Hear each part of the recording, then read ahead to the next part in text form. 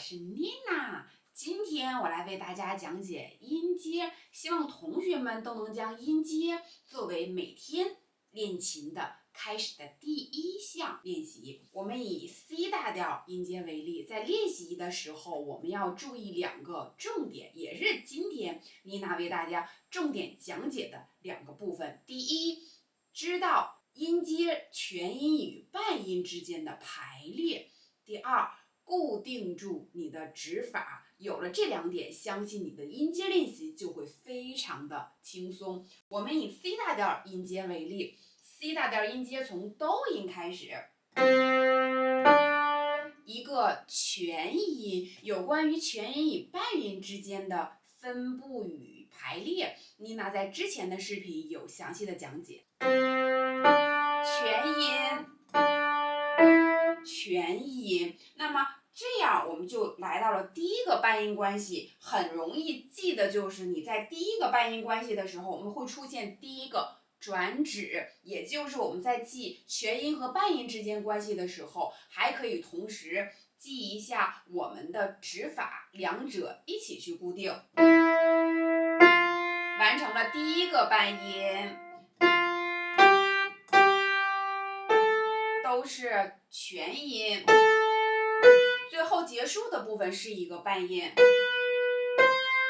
也就是说，在一个大调式、自然大调式音阶当中，我们以一个八度为例的时候，会出现两个半音之间的关系，这个是我们要记忆的第一个重点。第二个重点就是我们要固定指法，很容易记的就是我们出现第一个半音关系的时候，就会出现第一个转指，那我们最后结束的时候也会出现一个半音的关系。我们快速的进入到第二个调式，看看利用妮娜介绍的这两个重点是不是很好的能进行练习。从 Re 音开始，我们完成 D 大调的音阶， Re Mi 是一个全音，马上它就来到了一个咪发，就是一个半音关系。我们知道第二个并不是半音关系，我们怎么办？咪发是一个半音，发到升发又是一个半音，所以我们在第二步的时候就要完成一个咪到升发的全音，来咪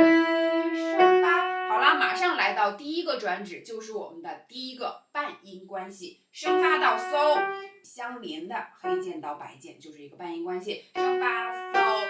然后又是全音，